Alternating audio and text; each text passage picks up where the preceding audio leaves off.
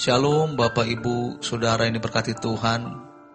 Kebenaran kita hari ini 17 November 2022 berjudul Kenikmatan yang Mengganggu. Paulus berkata, "Aku takut kalau pikiran kamu disesatkan dari kesetiaan kamu yang sejati kepada Kristus. Sama seperti Hawa diperdaya oleh ular dengan kelicikannya."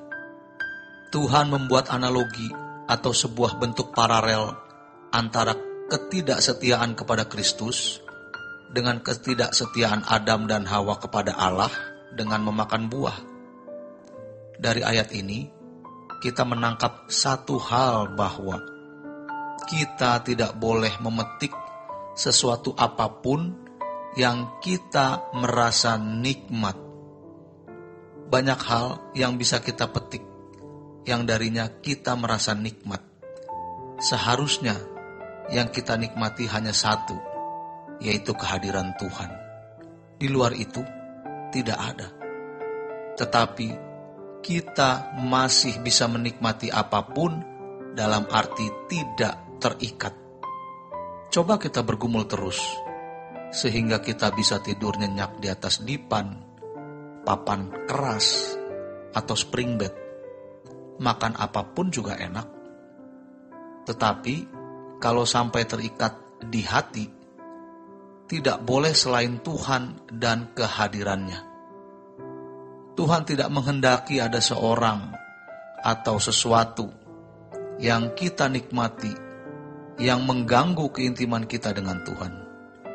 Jadi, kita mengerti mengapa Tuhan berkata, "Kalau kamu tidak membenci ayahmu, ibumu, saudaramu laki-laki, saudaramu perempuan, kamu tidak layak bagiku."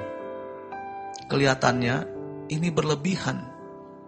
Tetapi kalau kita masuk dalam pergumulan pertumbuhan iman, pertumbuhan mengenal kebenaran, pertumbuhan perubahan kodrat, kita tidak menganggap ini berlebihan. Kalau kita masih terikat dengan kesenangan-kesenangan kita sendiri, maka kita belum mengenakan gairah Yesus. Kita harus berjuang terus agar bisa melakukan gairah Yesus, sehingga bisa berkata, "Hidupku bukan aku lagi, tetapi Kristus yang hidup di dalam aku." Sampai tingkat itu, kita baru bisa mengerti yang dimaksud Paulus dalam Kolose 3 ayat 2. "Aku sudah mati, hidupku tersembunyi bersama dengan Allah di dalam Kristus."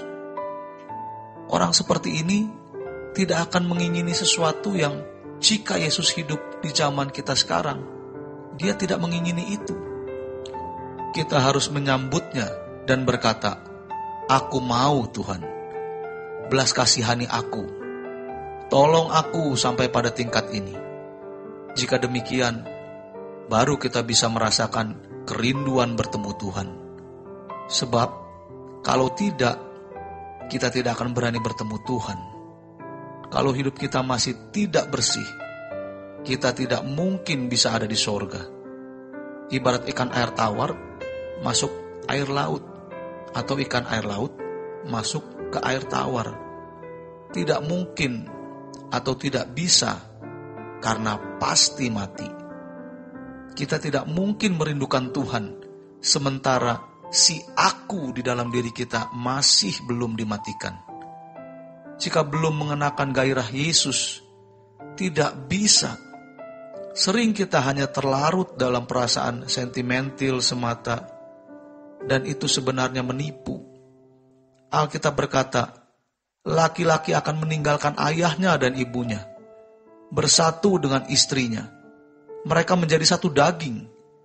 Kalau kita harus meninggalkan dunia, supaya seperti yang dikatakan dalam 1 Korintus 6 ayat 17, menjadi satu roh dengan Allah. Dan jika tidak meninggalkan dunia, tidak akan bisa satu roh. Padahal, kalau kita meninggalkan percintaan dunia, tidak akan menjadi miskin juga.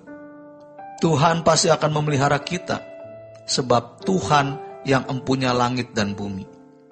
Tuhan berkata, kamu tak dapat mengabdi kepada dua tuan. Kalau dua tuan, kita akan membahagiakan yang satu dan melupakan yang lain. Artinya, hanya Dia yang kita kasihi dan tidak memperdaya atau mengeksploitasi Tuhan. Kita hanya mau menyenangkan Tuhan. Hal ini tidak bisa dibangun dalam satu hari.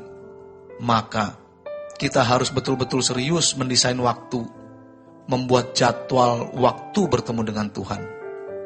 Dengan sengaja, sadar, buatlah itu. Jangan lagi menonton yang tidak perlu, tapi dengarkan khotbah. Jika melihat yang tidak perlu dilihat, kita hanya membuang waktu dan mengotori pikiran dengan hal-hal yang tidak perlu. Akibatnya, kita menjadi tidak rohani. Sebagus apapun khotbah yang kita dengar, tidak akan menyentuh hati kita. Tuhan mau kita monoteis atau hanya sama Tuhan. Maka tidak boleh ada sesuatu atau seseorang yang menggantikan tempat Tuhan dalam diri kita. Hanya Tuhan saja di dalam diri kita. Mudah melakukannya saat merasa hidup kita menderita, sehingga kita hanya melihat kepada Tuhan saja. Tetapi ketika kita dalam keadaan senang, tidak berkekurangan, mau berbuat apa saja bisa, ini menjadi suatu tantangan yang sulit dan berat sekali. Waktu menderita, begitu mudah kita merindukan untuk pulang ke surga, karena kita sangat ingin terlepas dari keadaan yang menyesakkan. Tetapi ketika kita nyaman di dunia, kita lupa akan kerinduan untuk pulang tersebut. Bahkan kita lupa bahwa kita bukan berasal dari dunia ini, sehingga kita tidak ingin pulang.